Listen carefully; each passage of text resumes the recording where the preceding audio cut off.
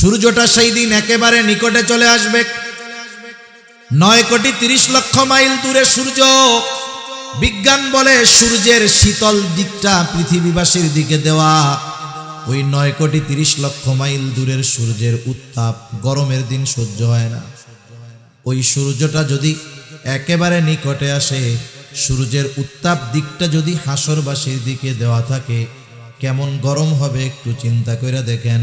নবীজি বলেন, হাসরের ময়দানে আরশের ছায়া ছাড়া কোথাও ছায়া থাকবে না। নবীজি বলেন 3 শ্রেণীর মানুষ, 7 শ্রেণীর মানুষ সেখানে স্থান পাবে। এই 7 শ্রেণীর মানুষের মধ্যে 1 শ্রেণীর মানুষ হলো, নবীজি বলেন, রজুলুম কলবুহু মুআল্লাকুম ফিল মাসাজিদ। ওই ব্যক্তি যার অন্তর সর্বদা মসজিদের সাথে লাগানো থাকতো। আরেক বর্ণনায় আসছে কলবুহু মুআল্লাকুম বিল মাসাজিদ, মানে মসজিদের সাথে যার হৃদয়টা সব সময় থাকে। আপনাদের এলাকায় অনেক ছেলেপেলে প্রবাসে আছে না, বিদেশে আসেনি? আছে। মাঝে মধ্যে ফোন দেয় মায়ের কাছে, বাবার কাছে, বোনের কাছে, বন্ধুর কাছে। ফোন দিয়া কি বলে, মনে করেন সৌদি আরবে আছে, ফোন দিয়া বলে, আরে দোস্ত, আমার শরীরটা বইড়া রয়েছে সৌদি আরবে, আর মনটা কিন্তু যোধপুরা গ্রামে বইড়া রয়েছে। আছে সৌদি, মন আছে কোন জায়গায়? গ্রামে, বাড়িতে, ঘরে। প্রকৃত নামাজি যেখানেই থাকুক না কেন, তার অন্তর থাকে মসজিদের সাথে। ও তো সৌদি আরব থাকার কারণে মন চাইলেও ডেলি আসতে পারে না, কিন্তু মুসল্লির অন্তর তো মসজিদের সাথে, মসজিদ মুসল্লির অন্তরের সাথে। এই জন্যই যখন মুয়াজ্জিন আহ্বান করে, মুসল্লি যে কাজেই ব্যস্ত থাক না কেন, দৌড় দিয়া মসজিদের কাছে হাজির হয়ে যায়। তাহলে প্রকৃত মুসল্লি আরশের ছায়ায় স্থান পাবে। সেই জন্য জাহান্নামীরা হলো মুসল্লি নয়, আমরা মুসল্লি হব। মুসল্লি হলে শুধু যে আখিরাতের লাভ তা নয়, মুসল্লি হলে দুনিয়ার লাভ আছে না নাই? অনেক লাভ আছে, একটা লাভ শুনাই, যার মধ্যে সব লাভ অন্তর্ভুক্ত হয়ে যায়। দেখেন, আমাদের দেশে যারা নামাজ পড়ে না, নামাজ না পড়ার কিছু কারণ আছে। নামাজ না পড়ার কারণগুলোর মধ্যে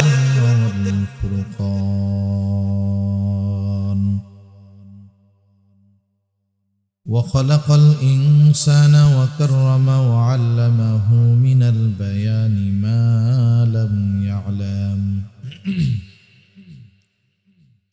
فسبحان الذي لا يحصى امتنانه باللسان ولا بالقلم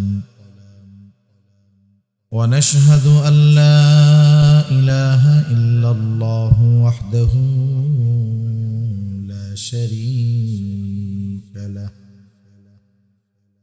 ونشهد أن سيدنا وسندنا وحبيبنا وطبيبنا وأولانا ومولانا محمد صلى الله تعالى عليه وعلى آله وأصحابه وبارك وسلم. كنا نخوض مع الخائضين وكنا نكذب بيوم الدين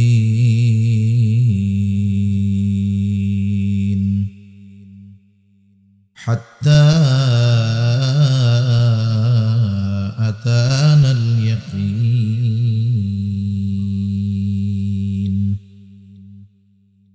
صدق الله العلي العظيم. اللهم صل على محمد وعلى آل محمد كما صليت على إبراهيم وعلى آل إبراهيم إنك حميد مجيد. اللهم بارك على محمد وعلى آل محمد كما باركت على إبراهيم وعلى آل إبراهيم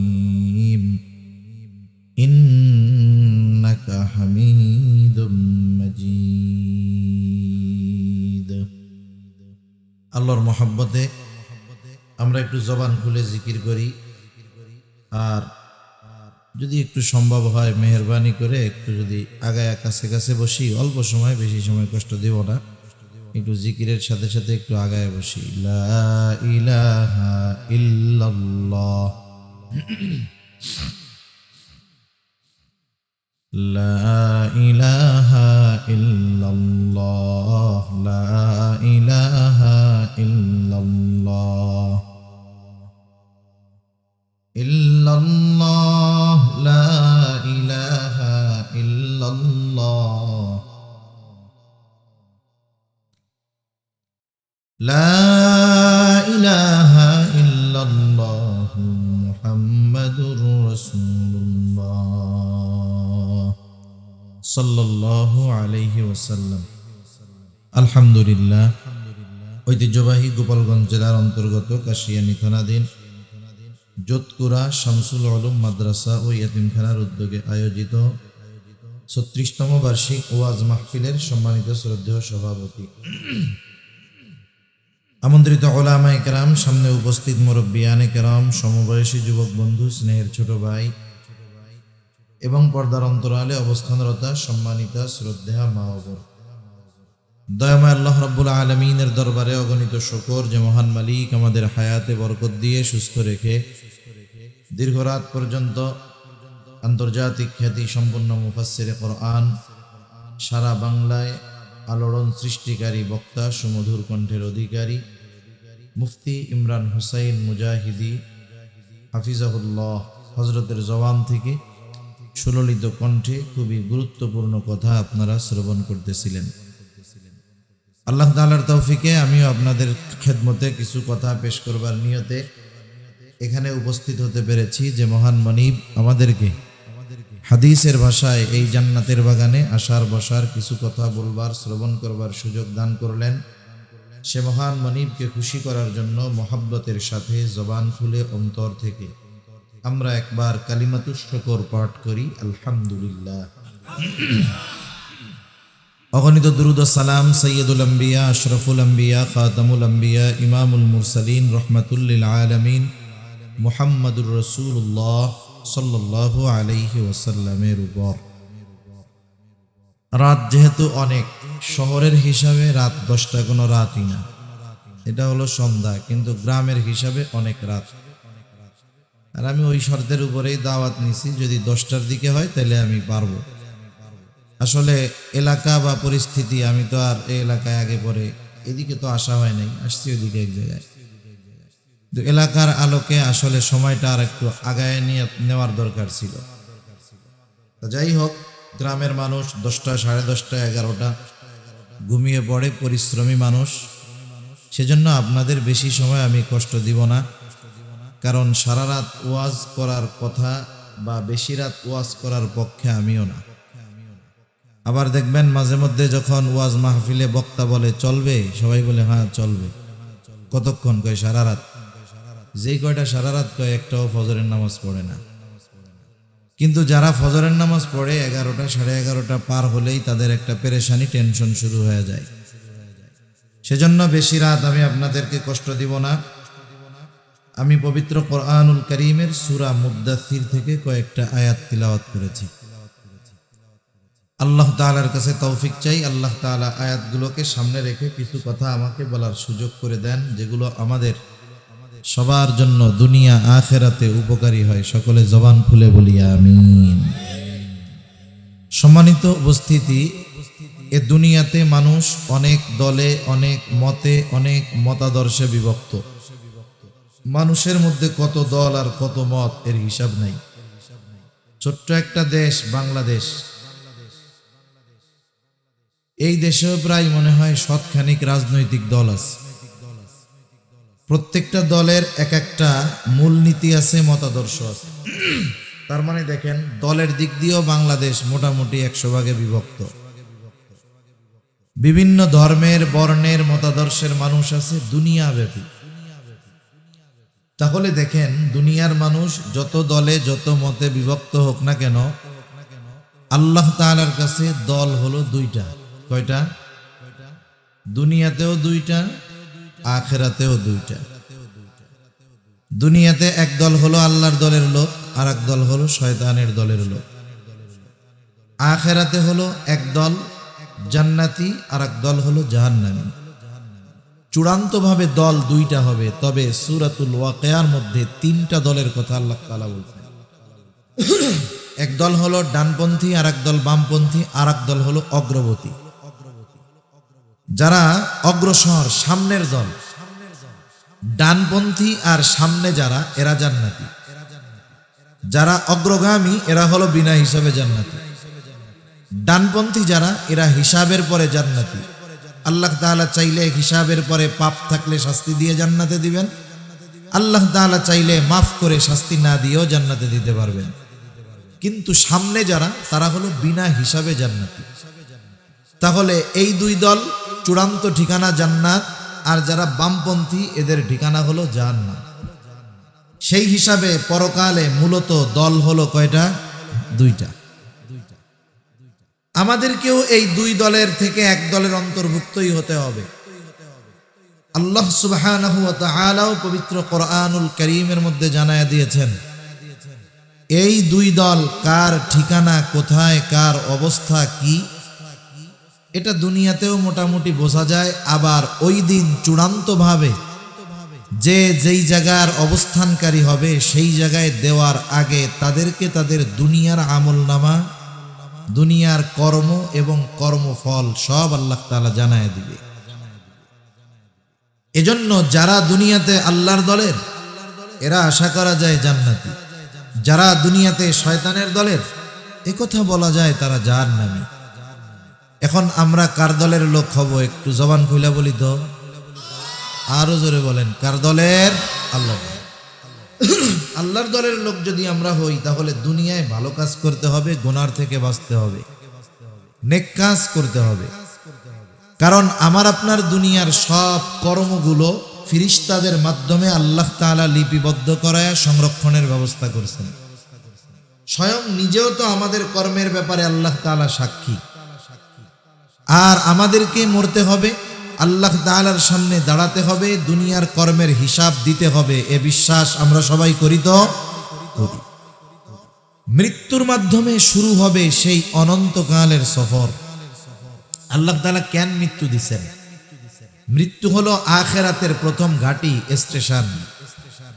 আপনাকে আমাকে যদি মূল গন্তব্যে দুনিয়ায় ঢাকা যাবেন, ঢাকা যদি যাইতে হয় আগে তো স্টেশনে যাওয়া লাগবে।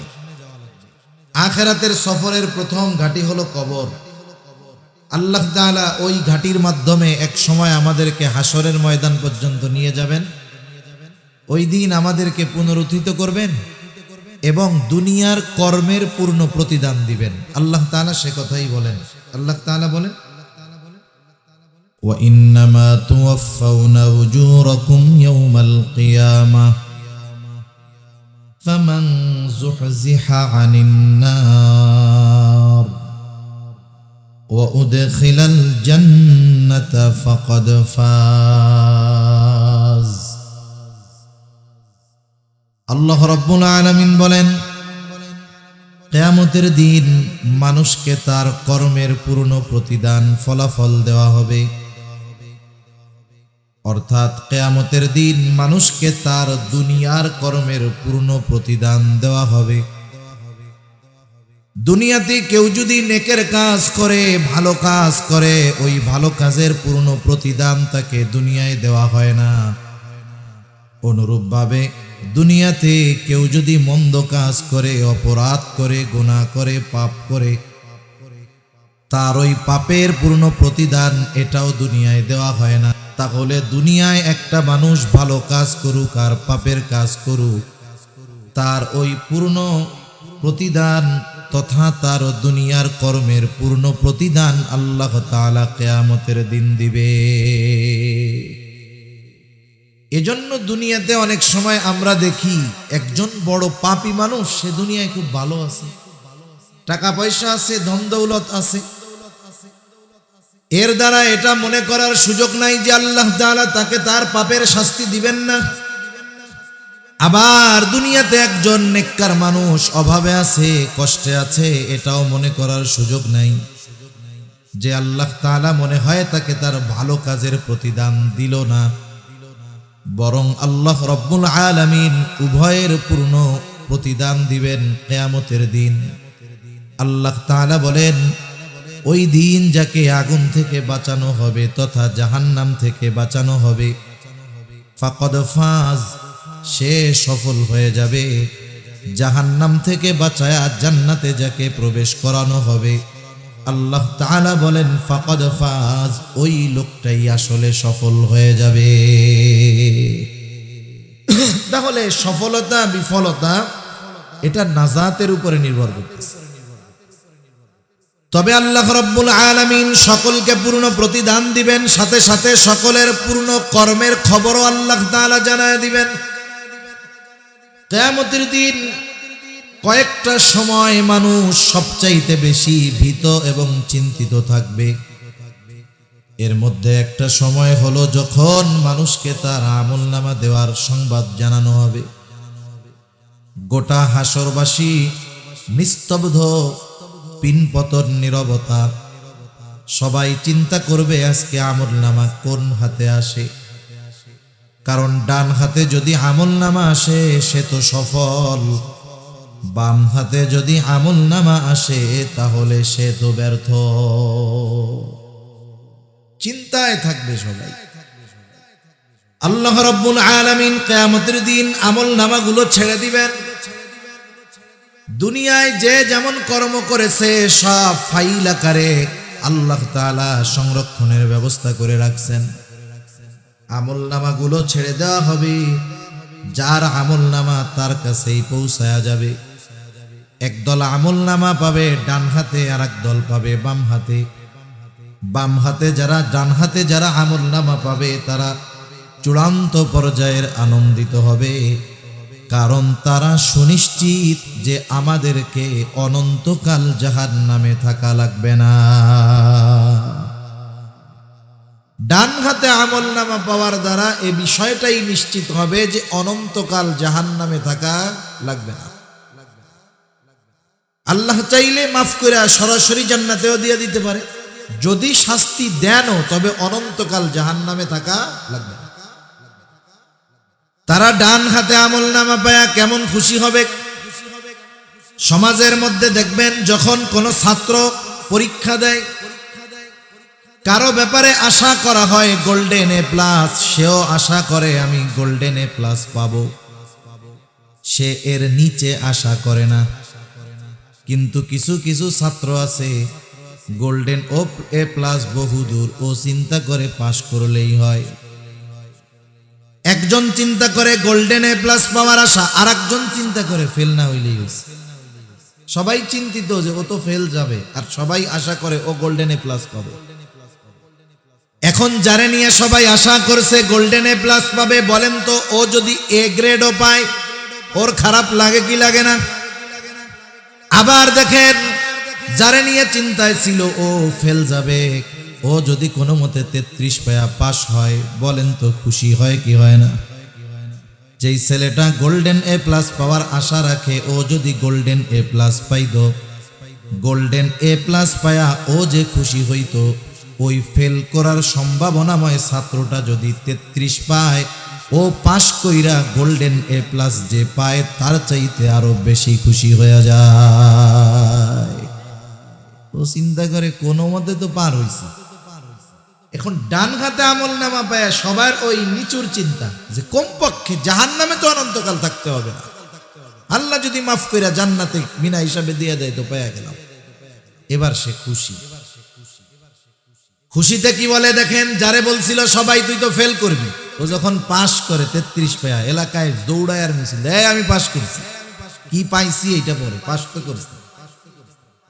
ডান হাতে যে আমলনামা পাবে সে কি করবে? আল্লাহ তাআলা বলেন ফাআম্মা মান উতিয়া কিতাবাহু বিয়ামিনিহি ফায়াকুলু হাউম ইকরাউ কিতাবিয়া ইন্নী যানানতু আন্নী মুলাকিন হিসাবিয়া ডান হাতে আমলনামা পেয়ে সে আনন্দে মানুষদেরকে বলবে, হাউম করাউ কিতাবিয়া, এই তো আমার কিতাব, এই তো আমার আমলনামা, পড়ো, এই তো আমার আমলনামা, পড়ে দেখো কত ভালো আমল করেছি, বিনিময়ে জান্নাত দিবে। ডান হাতে আমলনামা পেয়ে গেছি।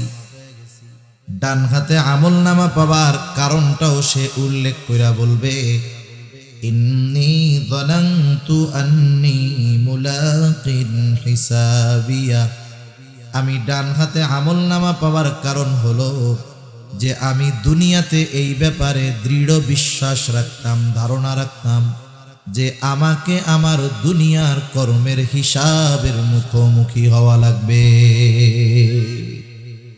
আমি দুনিয়ায় এটা দৃঢ়ভাবে বিশ্বাস করতাম যে আমি দুনিয়ায় যে কর্ম করতেছি ওই কর্মের হিসাব দুনিয়ার কারো কাছে দেওয়া লাগুক আর না লাগুক, কার কাছে দেওয়া লাগবে? আল্লাহ তাআলার কাছে দেওয়া লাগবে। এই জবাবদিহিতার চিন্তা যার মধ্যে আছে, এই জবাবদিহিতার ভয় যার মধ্যে আছে, তাকে দুনিয়ার কোনো ভয়ভীতি দেখানো লাগে না। শুধু এই চিন্তাটাই তাকে স্বর্ণের মানুষে পরিণত করে তুলতে পারে। সুবহান। এ চিন্তাই তাকে গুনাহমুক্ত জীবন অতিবাহিত করার জন্য সাহায্য করতে পারে। এছাড়া দুনিয়ার আইন, শাস্তির ভয়, এগুলো মানুষকে সাময়িকভাবে অপরাধ থেকে বিরত রাখলেও পরিপূর্ণভাবে পাপাচার থেকে মানুষকে বাঁচাতে পারে না। আরেক দল আমলনামা পাবে বাম হাতে, তাদের অবস্থা কি হবে? আল্লাহ তাআলা জানায় দেন, বাম হাতে যাকে আমলনামা দেওয়া হবে সামনাসামনি দেওয়া হবে না, আমলনামাটা দেওয়া হবে বুক চিরে, বাম হাতটাকে পেছনে নেওয়া হবে। এইবার বাম হাতের মধ্যে যখন আমলনামা দেওয়া হবে, পেছন দিকে হাত নিয়া আল্লাহ রাব্বুল আলামিন জানায় দেন তাদের অবস্থা কেমন হবে, তারা কি বলবে। আল্লাহ বলেন, ওয়া আম্মা মান উতিয়া কিতাবাহু বিশিমালি ফায়াকুলু ইয়া লাইতানি লাম উতা কিতাবিয়া ওয়া লাম আদরি মা হিসাবিয়া ইয়া লাইতাহা কানাতিল কাদিয়া। আল্লাহ রাব্বুল আলামিন বলেন, যারা বাম হাতে আমলনামা পাবে তারা বলবে, ইয়া লাইতানি লাম উতা কিতাবিয়া, হায় আফসোস, আমি যদি এই কিতাব না পাইতাম কতই না ভালো হতো, যদি এই আমলনামা না পাইতাম। ওয়ালাম আদরি মা হিসাবিয়া, আমি যদি আমার হিসাবটা না জানতাম কতই না ভালো হতো। ইয়া লাইতাহা কানাতিল কাদিয়া, ওই যে প্রথমবার যে দুনিয়ার থেকে মরছিলাম, ওই মরণটাই যদি আমাকে চূড়ান্তভাবে নিঃশেষ করে দিত কতই না ভালো হতো। আফসোস করতে থাকবে। ডান হাতে আমলনামাওয়ালা জান্নাতি, বাম হাতে যে আমলনামা পাবে সে তার কর্মের কারণে যেই শাস্তি তার প্রাপ্য সেটা সে পেতে থাকবে। এ কথাই আল্লাহ তাআলা কোরআনুল কারীমের মধ্যে জানায় দিয়ে বলেন, কুল্লু নাফসিম বিমা কাসাবাত রহিনা ইল্লা আসহাবাল ইয়ামিন। আল্লাহ তাআলা বলেন, প্রত্যেকটা মানুষ তার কর্মের নিকটে আবদ্ধ থাকবে। মুফাসসিরিনে কেরাম বলেন, এর দ্বারা উদ্দেশ্য হলো বাম হাতে যারা আমলনামা পেয়েছে তারা তাদের ওই পাপ কর্মের কারণে জাহান্নামের মধ্যে আবদ্ধ থাকবে। তবে তারা নয়, কারা? আসহাবুল ইয়ামিন, যারা ডান হাতে আমলনামা পেয়েছে তারা তাদের কর্মের কারণে জান্নাতের মধ্যে অবস্থান করতে থাকবে। সর্বশেষ অবস্থা, ডান হাতে আমলনামা যারা পেল তারা জান্নাতি, বাম হাতে যারা পাবে তারা জান্নাতি। জান্নাতে যাবার পরে না আছে কোনো চিন্তা, না আছে কোনো ভয়, না আছে কোনো পেরেশানি। হাসরের ময়দানে যখন অবস্থান করবে সবাই ভীত সন্ত্রস্ত থাকবে, কেউ কাউকে চিনবে না। হাসরের ময়দানের একটা চিত্র আল্লাহ তাআলা কোরআনুল কারীমের মধ্যে তুলে ধরে বলেন, ইয়াউমা ইয়াফিরুল মারউ মিন আখিহি ওয়া উম্মিহি ওয়া আবিহি وصاحبته وبنيه لكل امرئ منهم يومئذ شأن يغنيه আল্লাহ রাব্বুল আলামিন বলেন কিয়ামতের দিন ভাই ভাইয়ের থেকে পলায়ন করবে ওয়া উম্মিহি ওয়া আবিহি পিতা মাতার থেকে পলায়ন করবে ওয়া সাহিবাতিহি ওয়া বানিহি যেই স্ত্রী সন্তান না দেখলে অন্তরটা শীতল হয় না কিয়ামতের দিন ওই স্ত্রী সন্তানদের থেকে পলায়ন করবে শুধু তাই না প্রত্যেকটা মানুষ নিজের চিন্তায় বিভোর থাকবে কেমন করে আজকের দিনে নাজাত পেয়ে জান্নাতে যাওয়া যায় একটা মানুষ তো এমনও বলবে আল্লাহ আজকে আপনি সকলকে জাহান্নামে দিয়ে হলেও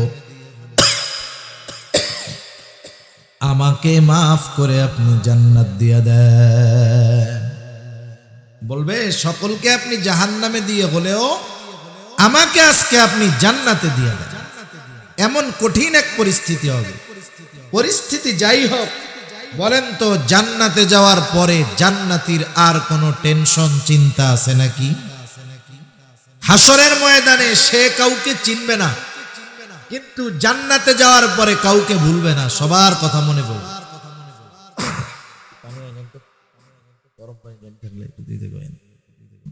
হাসরের ময়দানে কাউকে চিনবে না জান্নাতে যাওয়ার পরে কাউকে সে ভুলবে না সবাইরে খুঁজবে এখন বলেন তো জান্নাতে গিয়ে যদিও সবাইকে খুঁজবে কিন্তু সবাইরে কি সে জান্নাতে পাবে পাবে না জানতে পারবে যে আমার কিছু প্রিয়জন বন্ধু বান্ধব আপনজন এরা জান্নাতে আসতে পারে নাই এরা জাহান্নামে আছে এইবার জান্নাতীরা পরস্পর নিজেদের মধ্যে ওই মুজরিম পাপী তথা জাহান্নামীদের ব্যাপারে কথোপকথন করবে আলোচনা করবে আল্লাহ তাআলা সে কথাই এরপরে বলেন ফি জান্নাতিন ইয়াতাসাআলুনা আনিল মুজরিমিন জান্নাতীরা পরস্পর জিজ্ঞাসাবাদ করবে মুজরিমদের ব্যাপারে পাপীদের ব্যাপারে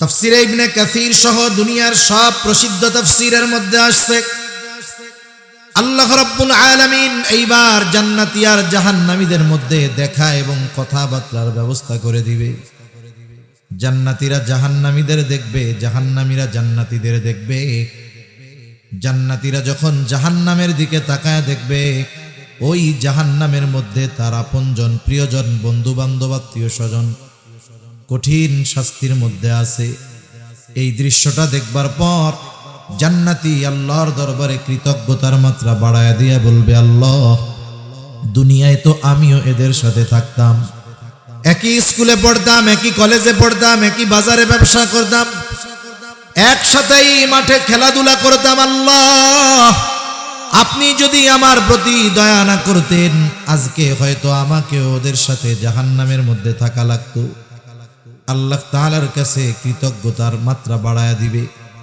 এইবার আল্লাহ তাআলা জাহান্নামীদেরকেও জান্নাতীদের দেখার ব্যবস্থা করে দিবে জাহান্নামীরা যখন জান্নাতের মধ্যে তাকায় দেখবে আমার বন্ধু বান্ধব আত্মীয় স্বজন কাছের মানুষ জান্নাতের নাজ নেয়ামত ভোগ করতেছে এই দৃশ্যটা দেখবার পর এমনিই তো জাহান্নামের শাস্তি কঠোর আযাব যন্ত্রণা এই দৃশ্যটা দেখবার পর তার যন্ত্রণার মাত্রাটা আরো বেশি অনুভব হবে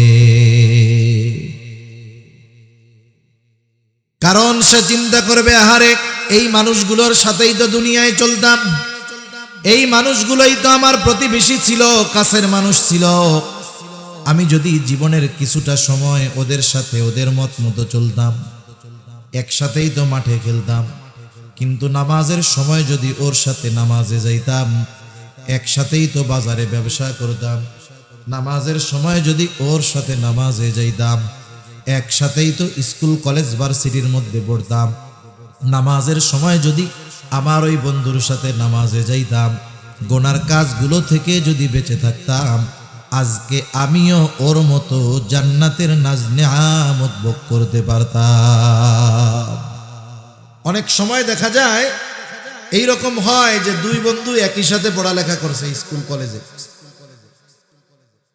কিন্তু দুইজনের ফলাফল তো সেম না।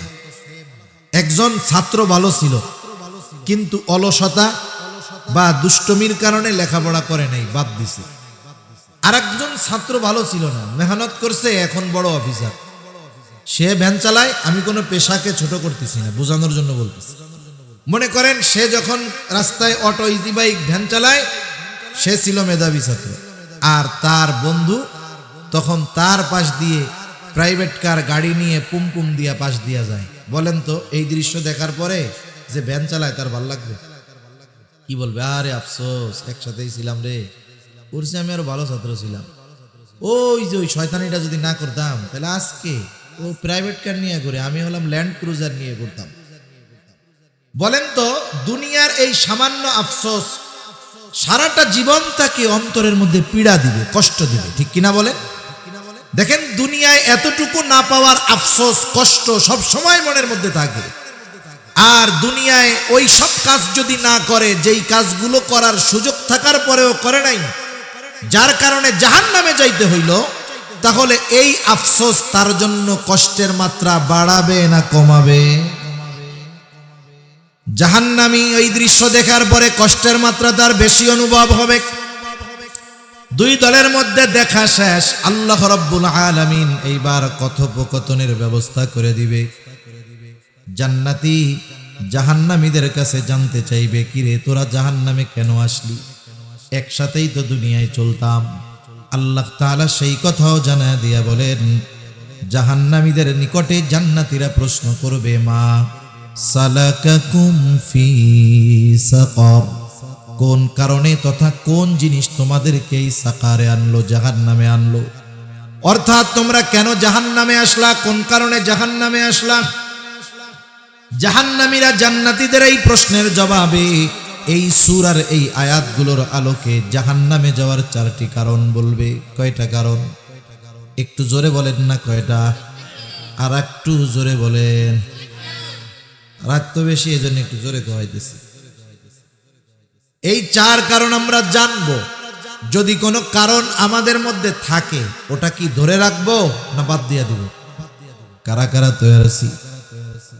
নারায়ে তাকবীর, নারায়ে তাকবীর। বার করবো তো ইনশাআল্লাহ। এখন কিন্তু ইনশাআল্লাহর পরিভাষা চেঞ্জ হয়ে গেছে। এখন একজনকে বলছে, ভাই এটা করবেন তো? আচ্ছা ইনশাআল্লাহ। এখন যদি ইনশাআল্লাহ বলে, ও মনে করে তাইলে মনে হয় করবে না। কারণ ইনশাআল্লাহরে আমরা না করার বস্তু বানাই নিছি। একটা কাজ করব না, বলবো না বা যাব না, ইনশাআল্লাহ যাবো না, তার মানে আল্লাহ চাইলে যাব। এটা হলো এখন না যাওয়ার মতো। যার কারণে দেখেন একজন যখন বলে, ভাই এই কাজটা করবেন তো? ইনশাআল্লাহ। ভাই না না, ভালো মতো কোন ভাই, করবেন তো? তার মানে ইনশাআল্লাহ বলার পরেও তার বিশ্বাস নাই। কেন? কারণ এখন আমাদের ইনশাআল্লাহ হলো না করার ফন্দি। যদি না করে, আল্লাহ চায় নাই তাই করি নাই। খাটে ইনশাআল্লাহ বলতে হবে একেবারে অন্তর থেকে, যে করব ইনশাআল্লাহ, বের করব। জাহান্নামীরা জাহান্নামে যাওয়ার এক নাম্বার কারণ বলবে, ক্বালু লাম নাকু মিনাল মুসাল্লিন। এক নাম্বার কারণ বলবে, আমরা মুসল্লি ছিলাম না, মুসল্লি ছিলাম না। মুসল্লি কাকে বলে? সপ্তাহে একদিন মসজিদে হাজিরা দিলে সে মুসল্লি না। শহরের মধ্যে দেখা যায় বেশি 10 তলা মসজিদ, 7 তলা 8 তলা মসজিদ, প্রতি ফ্লোরে 20টা কইরা কাতার, এক এক কাতারে 100 জন কইরা মানুষ ধরে। তার মানে মসজিদের মধ্যেই 1000 মানুষের উপরের চাইতে ধরে। অথচ জুমার দিন 10 তলা মসজিদ ফিল আপ হইয়া আরো রাস্তায় যে মানুষ দাঁড়ায়, ওই রকম 2 মসজিদের লোক। যেই মহল্লায়, যেই এলাকায় জুমার দিন এত মুসল্লির নামাজির ঢেউ, ওই মসজিদেই ওই জুমার দিন পরে রক্ত আসরের নামাজে নিচের কাতার গুলাও ভরে না, নিচের 10 কাতারের 5 কাতারও ভরে না। তার মানে বোঝা গেল যারা নামাজ পড়ে এরা হলো কেউ সাপ্তাহিক মুসল্লি, আবার কেউ আছে বাৎসরিক মুসল্লি, আবার কেউ আছে সারা জীবনে একবারও নামাজ পড়বে না, একটা নামাজে অংশগ্রহণ করে, তা হলো ওইটা ওর নিজের জানাজার নামাজ। ওইটা তো আর না যাইয়া উপায় নাই। আমার মনে হয় ও যদি কথা কইতে পারতো, ও কইতো যে আমার আর দরকার নাই, সরাসরি কবরে দিয়ে জানাজা লাগবে না। এইরকম আল্লাহর বান্দা সমাজে আছে। সেজন্য সাপ্তাহিক নামাজি যারা, এরা মুসল্লি না। মুসল্লি হলো যে সে নামাজ বাদ দেয় না, 5 ওয়াক্ত নামাজ যথাযথভাবে আদায় করে। মুসল্লি হলো সে দুনিয়ার যেখানেই থাকুক না কেন, যত ব্যস্ততা তার থাকুক না কেন, সে নামাজ বাদ দেয় না। মুসল্লি হলো এমন মানুষ যার অন্তরের মধ্যে সব সময় মসজিদের চিন্তা থাকে। খাঁটি মুসল্লির অন্যতম একটি গুণ হলো তার অন্তর সর্বদা মসজিদের সাথে লাগানো থাকে। নবীজি এক হাদিসের মধ্যে বলেন, 7 শ্রেণীর মানুষ আরশের ছায়ায় স্থান পাবে। সূর্যটা সেই দিন একেবারে নিকটে চলে আসবে। 9,30,00,000 মাইল দূরে সূর্য। বিজ্ঞান বলে সূর্যের শীতল দিকটা পৃথিবীবাসীর দিকে দেওয়া। ওই 9,30,00,000 মাইল দূরের সূর্যের উত্তাপ গরমের দিন সহ্য হয় না। ওই সূর্যটা যদি একেবারে নিকটে আসে, সূর্যের উত্তাপ দিকটা যদি হাসরবাসীর দিকে দেওয়া থাকে, কেমন গরম হবে একটু চিন্তা করে দেখেন। নবীজি বলেন, হাসরের ময়দানে আরশের ছায়া ছাড়া কোথাও ছায়া থাকবে না। নবীজি বলেন 3 শ্রেণীর মানুষ, 7 শ্রেণীর মানুষ সেখানে স্থান পাবে। এই 7 শ্রেণীর মানুষের মধ্যে 1 শ্রেণীর মানুষ হলো, নবীজি বলেন, রজুলুম কলবুহু মুআল্লাকুম ফিল মাসাজিদ। ওই ব্যক্তি যার অন্তর সর্বদা মসজিদের সাথে লাগানো থাকতো। আরেক বর্ণনায় আসছে কলবুহু মুআল্লাকুম বিল মাসাজিদ, মানে মসজিদের সাথে যার হৃদয়টা সব সময় থাকে। আপনাদের এলাকায় অনেক ছেলেপেলে প্রবাসে আছে না, বিদেশে আসেনি? আছে। মাঝে মধ্যে ফোন দেয় মায়ের কাছে, বাবার কাছে, বোনের কাছে, বন্ধুর কাছে। ফোন দিয়ে কি বলে, মনে করেন সৌদি আরবে আছে, ফোন দিয়ে বলে, আরে দোস্ত, আমার শরীরটা পড়ে রয়েছে সৌদি আরবে, আর মনটা কিন্তু যোধপুরা গ্রামে পড়ে রয়েছে। আছে সৌদি, মন আছে কোন জায়গায়? গ্রামে, বাড়িতে, ঘরে। প্রকৃত নামাজি যেখানেই থাকুক না কেন, তার অন্তর থাকে মসজিদের সাথে। ও তো সৌদি আরব থাকার কারণে মন চাইলেও ডেলি আসতে পারে না, কিন্তু মুসল্লির অন্তর তো মসজিদের সাথে। মসজিদ মুসল্লির অন্তরের সাথে। এই জন্যই যখন মুয়াজ্জিন আহ্বান করে, মুসল্লি যে কাজেই ব্যস্ত থাক না কেন, দৌড় দিয়া মসজিদের কাছে হাজির হয়ে যায়। তাহলে প্রকৃত মুসল্লি আরশের ছায়ায় স্থান পাবে। সেই জন্য জাহান্নামীরা হলো মুসল্লি নয়, আমরা মুসল্লি হব। মুসল্লি হলে শুধু যে আখিরাতের লাভ তা নয়, মুসল্লি হলে দুনিয়ার লাভ আছে না নাই? অনেক লাভ আছে, একটা লাভ শুনাই, যার মধ্যে সব লাভ অন্তর্ভুক্ত হয়ে যায়। দেখেন, আমাদের দেশে যারা নামাজ পড়ে না, নামাজ না পড়ার কিছু কারণ আছে। নামাজ না পড়ার কারণগুলোর মধ্যে অন্যতম এক কারণ হলো তার কাজকর্ম। কাজকর্মের জন্য নামাজ পড়তে পারে না। দোকানদাররা জিজ্ঞাসা করবেন, বেনামাজি দোকানদার কি বলে? বলে, আমার দোকানের ব্যস্ততায় নামাজ পড়ার টাইম পাই না। ভ্যানওয়ালা নামাজ পড়ে না কেন? কয়, ভ্যান চালাই এই জান যায়, কিস্তির টাকা শোধাইতে পারি না, নামাজ পড়বো কোন সময়? কৃষক যে সে কৃষি কাজ করে, সে ব্যস্ততার ঠেলায় নামাজ পড়তে পারে না। কয়, জমি নিড়াই এই তো মাজার ব্যথা যায় না, নামাজ পড়বো কোন সময়? এক কথায়, তুমি ভোকাল কমাও, আওয়াজটা টনটন করো, রিভার্ব দাও, ইকো কমাও, আওয়াজটা টনটন হবে। ঘোরাও কেন? শুরুতে তো ভালো হয়েছিল। তাহলে মানুষ নামাজ না পড়ার কারণ হলো কি?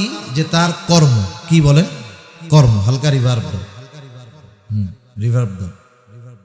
তার কর্ম, কর্মের কারণে সে নামাজ পড়ার টাইম পায় না। এখন বলেন তো, মানুষ কি কর্ম শখে করে না রিজিকের জন্য করে? একটু জোরে বলেন। নাকি কাজকর্ম ফাউ ফাউ আপনারা করে দেন? চাকরি বাকরি কেউ ফাউ ফাউ করে না, ব্যবসা বাণিজ্য কেউ ফ্রি ফ্রি করবে না। মানুষ তার কর্ম করে জীবন উপকরণ, রিজিকের জন্য। রিজিক শব্দের বাংলা অর্থ হলো জীবন উপকরণ। তার মানে জীবন পরিচালনার জন্য যা কিছু প্রয়োজন সব কিছু রিজক।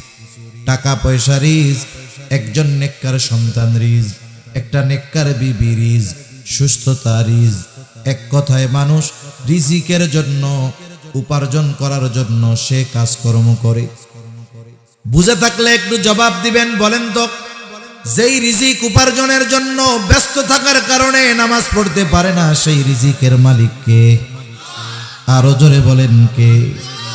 এখন বলেন তো, রিজিকের মালিক যদি রিজিক পাওয়ার পদ্ধতি বইলা দেয়, ওই পদ্ধতি বাদ দিয়া যদি আমরা শুধু কাজকর্মের মধ্যে রিজিক তালাশ করি, হয়তো পাওয়া যাবে কিছু ঠিক, কিন্তু বরকতময় রিজিক পাওয়া যাবে না।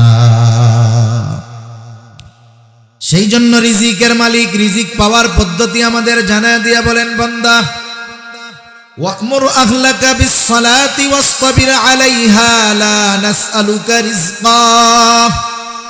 রিজিকের মালিক বলে, বান্দা তুমি তোমার অধীনস্থ যারা আছে, ঘরের মানুষ যারা আছে, তাদেরকে নামাজের আদেশ করো, তুমিও তার উপরে অটল থাকো।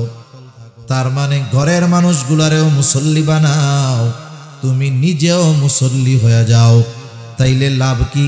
আল্লাহ তাআলা বলে, বান্দা লা নাসআলুকা রিজকা, আমি আল্লাহ তোমার কাছে রিজিক চাই না, বরং তুমি নামাজি, তোমার ঘরের মানুষগুলো যদি নামাজি হয়ে যায়, নাহনু নারযুকুকা, নামাজি হওয়ার কারণে আমি আল্লাহ তোমাকে রিজিক দিয়া দিব। আর একটু আস্তে কোন। তাহলে মুসল্লি হইলে রিজিকের জিম্মাদারি কার?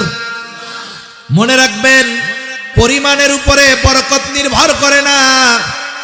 এ সমাজে অনেক মানুষ আছে, লাখ টাকা উপার্জন করার পরেও মাস শেষে পকেটে টাকা থাকে না। আবার অনেক আল্লাহর বান্দা আছে, উপার্জন কম, এরপরেও ওর মধ্যে আল্লাহ তাআলা বরকত দেয়। যেমন দেখেন মসজিদের ইমাম, মাদ্রাসার হুজুর, বাস্তবতা হলো তাদের পরিশ্রম অনুযায়ী তাদের ওজিফা, তাদের সম্মানী অতি অতি কম, ঠিক না? আবার দেখেন কমও দেয়, আবার থাকে বাকি। যদি বেতন বাড়াইতে বলে কমিটি কয়, হুজুর আপনাকে ইনকামে বরকত আছে, বলে না এরকম? এই বরকতের এই দোহাই দিয়ে পাবলিকরে ঠকানো যাবে না। ইমাম সাহেব, মাদ্রাসার শিক্ষক, মুয়াজ্জিন, এদেরকে এই দোহাই দিয়ে কি ঠকানো যাবে না। তবে যতটুকু দেওয়া হয় এটা বর্তমান জামানায় অতি কম, এরপরেও এদের চলে। কেমনে চলে? কেন চলে? কারণ একজন ইমামের ঘরে আপনি বেনামাজি পাবেন না, মাদ্রাসার শিক্ষকের ঘরে আপনি বেনামাজি পাবেন না। ইমাম নিজেও মুসল্লি, ইমামের ঘরের 3 বছরের ল্যাংটা পোলাটাও মুসল্লি, ঠিক কিনা বলেন? ওনার ওয়াইফ, স্ত্রী মুসল্লি, নামাজি, মেয়েটা নামাজি, বাবা নামাজি, মা নামাজি।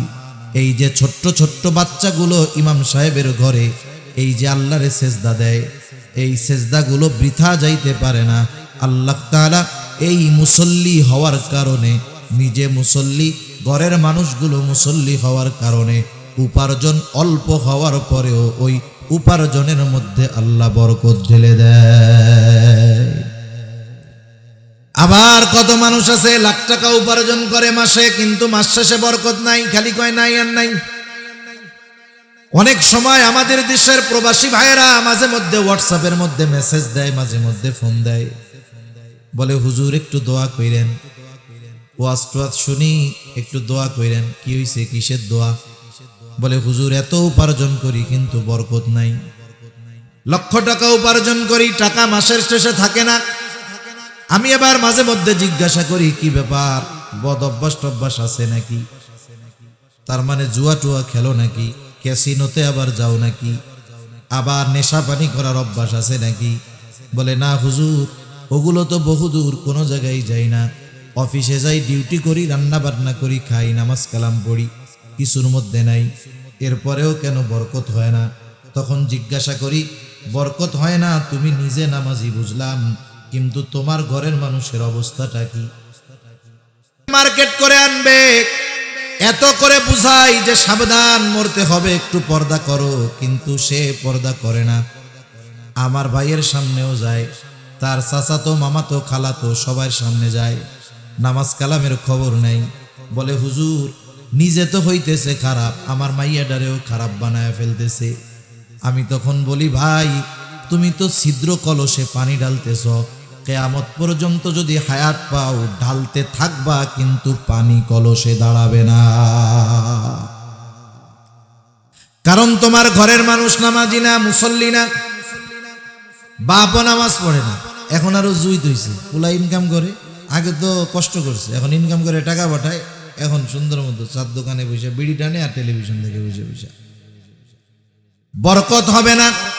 সেই জন্য বলি দুনিয়ার জন্য হলেও মুসল্লি হয়ে যান। কারণ যে কোনো ইবাদত শুরু করার দরকার ধারাবাহিকতা যদি বজায় রাখা যায়, ওই ইবাদতের দ্বারা এক সময় দুনিয়া আখিরাতের কল্যাণ অর্জিত হবে। আমরা মুসল্লি হব তো ইনশাআল্লাহ? কোন ইনশাআল্লাহ কইছেন? আসলটা তো নাকি? আচ্ছা ঠিক আছে। তাহলে জাহান্নামীরা জাহান্নামে যাওয়ার এক নাম্বার কারণ তারা মুসল্লি নয়। আমরা মুসল্লি হব। মুসল্লি হলে দুনিয়ারও লাভ, আখিরাতেরও লাভ। মুসল্লি হলে দুনিয়ার অন্যতম লাভ, রিজিক পাওয়া যায়। আর ঘোষণা দিছেন কে রিজিকের মালিক। সেই জন্য মুসল্লি হলে দুনিয়ার লাভ, আখিরাতের লাভ। 2 নাম্বার, তারা বলবে ওয়ালাম নাকু নুতঈমুল মিসকিন, আমরা মিসকিনদেরকে খানা খাওয়াইতাম না। খানা খাওয়ানো সাধারণভাবে ফজিলতের কাজ। খানা খাওয়ানো সাধারণভাবে ফজিলতের কাজ। কষ্ট হইতেছে না তো আপনাদের? আর একটা জিনিস হইল, ওই অপরিচিত গন্তব্য কাছে হইলেও দূরে মনে হয়। আপনি যে জায়গায় জীবনেও যান নাই, চেনেন না, মোবাইলের ম্যাপ ট্যাপ নাই, যাওয়ার সময় কি মনে হয়? আসার সময় কাছে। এখন আমি তো বইলে যাইতেছি, কিন্তু কয়টা পর্যন্ত বলবো এটা তো আর আপনারা জানেন না, জানেন? তাহলে এখানে আমাদের গন্তব্য অনির্দিষ্ট। গন্তব্যটা জানায় দিলে আপনাদেরও সুবিধা, আমারও সুবিধা। আপনারা ওই ধরনের মন মানসিকতা থাকবে যে উনি ওই ক্যাটের মধ্যে শেষ করে দিবে। আমার গন্তব্য হলো 11:15। আমি 10:15 পরে শুরু করছি, 10:15 দিকে শুরু করছি, 11:15 ইনশাল্লাহ শেষ হয়ে যাবে। হয়তো আর 14, 15, 16 মিনিটের মতো এরকম আছে মনে হয়। তা দেখেন, খানা খাওয়ানো সাধারণভাবে ফজিলতের কাজ। একটু খেয়াল দিই। নবীজির কাছে একজন আসছে, আয়েশা প্রশ্ন করে আইয়ুল ইসলামি খাইর, ইসলামের মধ্যে সর্বোত্তম কাজ কোনটা? নবীজি ছিলেন উম্মতের রূহানি ডাক্তার। একই প্রশ্ন যদি একাধিক ব্যক্তি করত, নবীজি ওই ব্যক্তির অবস্থার আলোকে প্রশ্নের জবাব দিতেন। এই লোকের এই প্রশ্নের জবাবে নবীজি বললেন তুতঈমুত তাআম ওয়া তাকরাউস সালাম আলা মান আরাফতা ওয়া মান লাম তারিফ। নবীজি বলেন তুমি মানুষকে বেশি বেশি সালাম দাও, তুমি মানুষকে খানা খাওয়াও, আর পরিচিত অপরিচিত সবাইকে বেশি বেশি সালাম দাও। এখানে নবীজি বলছেন মানুষের খানা খাওয়াও, কিন্তু কোনো স্তর বিন্যাস করেন নাই। নবীজি বলেন নাই ধনীরে খাওয়াবা না, গরিবরে খাওয়াও। বরং কেউ যদি আল্লাহ তাআলার সন্তুষ্টির জন্য, কোটিপতিকেও যদি কোনো ফকির মিসকিন গরিব কোটিপতিকেও যদি আল্লাহর জন্য খানা খাওয়ায়, বলেন তো ফজিলত আছে না নাই? আত্মীয় স্বজন দাওয়াত দিয়ে যদি খানা খাওয়ানো হয়, ফজিলত আছে না নাই? আপনার ছেলের বিবাহ দিয়েছেন, অলিমা দিয়া আত্মীয় স্বজন দাওয়াত দিয়া খাওয়াইলেন, ফজিলত আছে না নাই? আরো জোরে বলেন আছে না নাই? এখন খানা খাওয়াইয়া দরজা একটা বানাইয়া টেবিল পাইতা বইসা রইছেন, বলেন তো ফজিলত আছে না নাই? আরে এক্ষেত্রেও তো আছে ফজিলত। নগদ ক্যাশ, ক্যাশের ফজিলত আছে না? এটা হলো এক ধরনের সিস্টেমের ব্যবসা, যে ব্যবসায় কোনো লস নাই। হিসাব করে যে কত খরচ করলাম, কত আসলো। মানুষকে খানা খাওয়ায়া বিনিময়ের আশা করা, এটা মুমিনের কাজ না। সাহাবায়ে কেরাম মানুষরে খানা খাওয়াইছে, কিন্তু প্রতিদান আশা করছে কার? জোরে বলেন না কার? সাহাবায়ে কেরাম কি বলতো? বলে ইন্নামা নুতঈমুকুম লিওয়াজহিল্লাহ লা নুরিদু মিনকুম জাযাআও ওয়ালা শুকুরা। সাহাবায়ে কেরাম মানুষরে খানা খাওয়ায়া বলতো ইন্নামা নুতঈমুকুম লিওয়াজহিল্লাহ, আমরা তোমাদের খানা খাওয়াইছি আল্লাহর জন্য তথা আল্লাহর সন্তুষ্টির জন্য। যেহেতু খানা খাওয়াইছি আল্লাহর সন্তুষ্টির জন্য, লা নুরিদু মিনকুম জাযাআও ওয়ালা শুকুরা, সুতরাং আমি তোমাদের কাছে কোনো বিনিময় আশা করি না, প্রতিদান আশা করি না। খানা খাওয়াইছি, টাকা চাই না।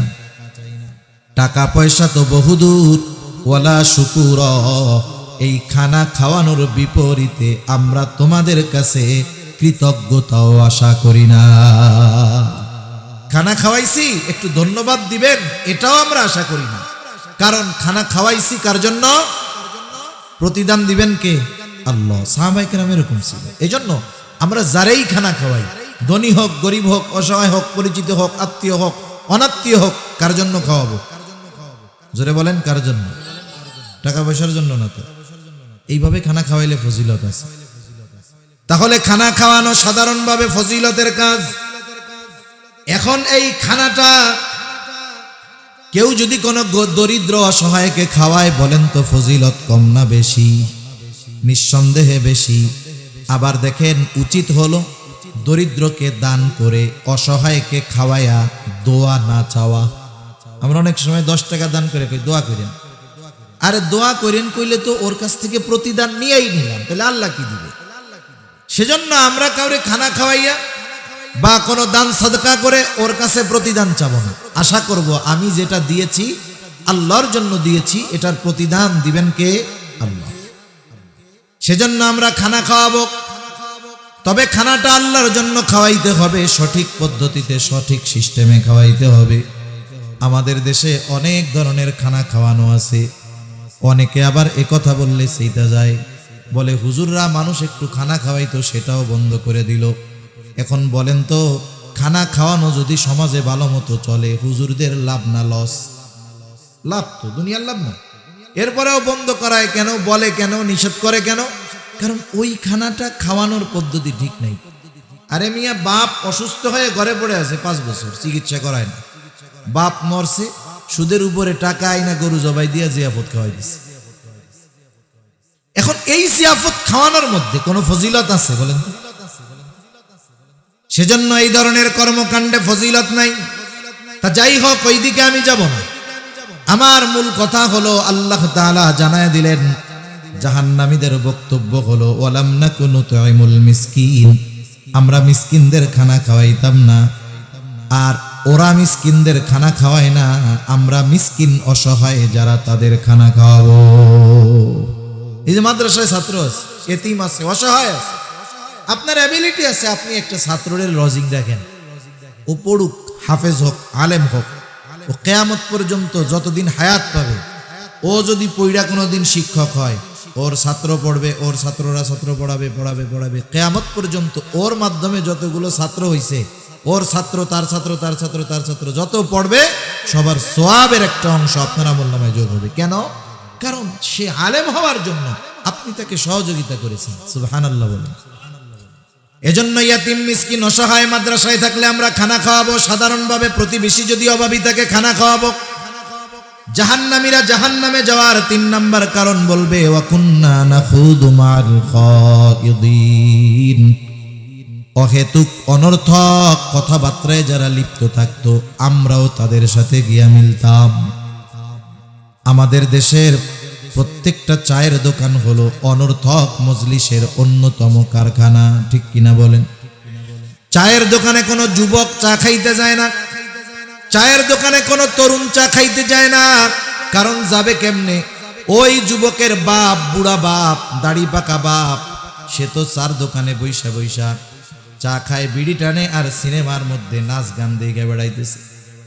এই লজ্জায় যুবক কেমনে দোকানে গিয়ে চা খাবে? আজকে দুনিয়ার অধিকাংশ চায়ের দোকানগুলো সব মুরব্বীদের গল্প গুজব আর গোনা কামানোর জায়গা। চার স্বাদ যত হোক, টেলিভিশন না থাকলে ও চার দোকান শেষ, কাজ হবে না। আর যার দোকানে টেলিভিশন আছে, ভালো বসার জায়গা আছে, দেখবেন সকাল থেকে দোকান বন্ধ হওয়ার আগ পর্যন্ত ওই দোকান কোনো সময় খালি হয় না, সবাই আছে। এখন চার দোকানে যে গল্পগুলো হয়, ওই জায়গা তো কোরআন হাদিসের গল্প হয়, জান্নাত জাহান্নামের আলোচনাও কিছু হয়, মাসলা মাসাইলও মাঝে মধ্যে বলা কওয়া হয়, নাকি হয়? কিচ্ছু হয় না। ওইসব জায়গায় সব গীবত, অন্যর সমালোচনা, আলোচনা এসবই হয়। এখন চায়ের দোকানে মানুষ যায় কেন? অধিকাংশ ক্ষেত্রে যাদের কোনো কাম কাজ নাই, সময় অনেক আছে, এই মানুষগুলো চায়ের দোকানে বেশি যায় সময় কাটানোর জন্য।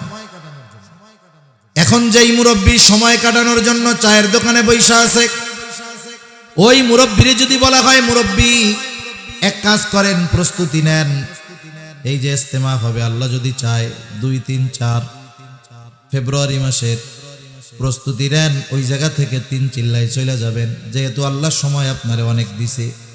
তখন দেখবেন ওই মুরব্বী বলবে যে আমার টাইম নাই, আমার এত ব্যস্ততা, নড়ারও টাইম নাই। একটু আগে সময় কাটানোর জন্য চায়ের দোকানে বৈশা থাকে, কিন্তু দিনই কাজ করার কথা যখন বলা হয়, ওই সময়ওয়ালা মানুষটাও তখন ব্যস্ত হয়ে যায়। সেই জন্য এই অনর্থক সময়গুলো যেই মজলিসগুলায় ব্যয় করতেছি, এটা আফসোসের কারণ হবে। আপনার আমার সময় আছে, মুরব্বী মানুষ সন্তান উপার্জন করে, চায়ের দোকানে সময় না কাটাইয়া মসজিদে কাটান। মাদ্রাসায় গিয়ে কোরআন পড়তে পারেন না, হেফজখানার ছাত্রদের পাশে বসে কোরআন শোনেন, নিজে কোরআন শেখার চেষ্টা করেন, দাওয়াত ও তাবলীগে সময় দেন। এই অবস্থায় যদি দিন শিখতে শিখতে মৃত্যু চলে আসে, আশা করা যায় তালিবুল ইলমের কাতারে নামটা উঠে যাবে ইনশাআল্লাহ। ঠিক কিনা বলুন? সেজন্য জাহান্নামীরা বলবে আমরা অনর্থক মজলিসের মধ্যে লিপ্ত ছিলাম। লম্বা আর করব না, যেহেতু হুজুর চলে আসছে, লম্বা করা ঠিক হবে না। 4 নাম্বার, ওয়া কুন্না নুকাযযিবু বিয়াউমিদ্দিন, আমরা কিয়ামতের দিবসকে অস্বীকার করতাম। বুজুর্গানে দিন উলামায়ে কেরাম বলেন অবস্থা 2টা হতে পারে। একটা হলো কিয়ামতকে অস্বীকার করে, অস্বীকার যদি করে চিরস্থায়ী জাহান্নামী, কোনো সন্দেহ নাই। আর একটা হলো বিশ্বাস করত ঠিক, কিন্তু কিয়ামতের ব্যাপারে উদাসীন ছিল, তাকেও লম্বা সময় জাহান্নামে থাকতে হবে। তার মানে কিয়ামতের প্রতি দৃঢ় বিশ্বাসী আমাদের হওয়ার দরকার। কারণ যে যত কিয়ামতের ব্যাপারে যত দৃঢ় বিশ্বাস, দুনিয়ায় তার কাজকর্ম তত সুন্দর। ওই যে ডান হাতে যে আমলনামা পেয়েছে, ডান হাতে আমলনামা পাবার কারণ হিসাবে সে বলছে আমি এই ব্যাপারে দৃঢ় বিশ্বাস রাখতাম যে আমাকে আমার কর্মের হিসাব আল্লাহ তাআলার সামনে দেওয়া লাগবে। এই হিসাব দিতে হবে কিয়ামতের দিন। সে ওই কিয়ামতের উপরে অতি বিশ্বাসী ছিল, দৃঢ় বিশ্বাসী ছিল, যার কারণে তার দুনিয়ার কর্ম সুন্দর, আমলনামা ডান হাতে। জাহান্নামীরা বলবে এভাবে চলছে দুনিয়ার হায়াত। হায়াত নামক মোমবাতি যখন জ্বালায়া দেওয়া হয় আস্তে আস্তে শেষ হয়, মোমবাতি শেষ, আলো নিভে যায়। হায়াত নামক মোমবাতি মায়ের পেটে থাকতেই জ্বালায়া দেওয়া হয়েছে, এখন শুধু কমতেছে, কোন সময় শেষ হবে আমরা জানি না। ওরা বলবে এভাবে চলছে দুনিয়া, হাত্তা আতানাল ইয়াকিন, এক সময় দৃঢ় সত্যের আগমন ঘটলো, মৃত্যু চলে আসলো, আমাদের মৃত্যু হয়ে গেল, ঠিকানা হলো জাহান্নাম। আর আল্লাহ তাআলা বলেন ফামা তানফাউহুম শাফাআতুশ শাফিঈন, তাদের ব্যাপারে কোনো সুপারিশকারীর সুপারিশ গ্রহণ করা হবে। দেখেন এত সুস্পষ্টভাবে আল্লাহ তাআলা জানায় দিয়েছেন সবকিছু। এরপরেও যদি আমরা আমাদের পরিশুদ্ধ না করি, জাহান্নামীদের কর্মগুলো বাদ না দেই, জান্নাতি হওয়ার যেই কর্মগুলো করার দরকার সেগুলো যদি না করি, তাহলে আমাদের মতো হতভাগা আর কেউ নাই। ঠিক কিনা বলেন? তাহলে আজকে আমরা যেটা জানলাম, এই সূরার আয়াতগুলোর আলোকে জাহান্নামীরা কয় কারণে জাহান্নামে যাবে? একটু জোরে বলেন, কয় কারণ? 1 নাম্বার, তারা মুসল্লি ছিল না, আমরা মুসল্লি হব। তারা মিসকিনদের খানা খাওয়াইতো না, আমরা খাওয়াবো। তারা অনর্থক মজলিসে সময় ব্যয় করত, আমরা দ্বীনি কাজে সময় ব্যয় করব। তারা কিয়ামতের ব্যাপারে অবিশ্বাসী ছিল, আর আমরা কিয়ামতের ব্যাপারে দৃঢ় বিশ্বাসী হব ইনশাআল্লাহ। আল্লাহ সুবহানাহু ওয়া তাআলা আমাদের সবাইকে কথাগুলো বুঝবার, আমল করবার তৌফিক দান করুন। সকলে বলি আমিন। একটু জবান খুলে বলি আমিন। ওয়া আখিরু দাওয়ানা আনিল হামদুলিল্লাহি রাব্বিল আলামিন। হুজুর চলে আসছে, দোয়া না করে কেউ যাবেন না। এত কষ্ট করে শীতের মধ্যে বৈশা আছেন, বর্ষিয়ানে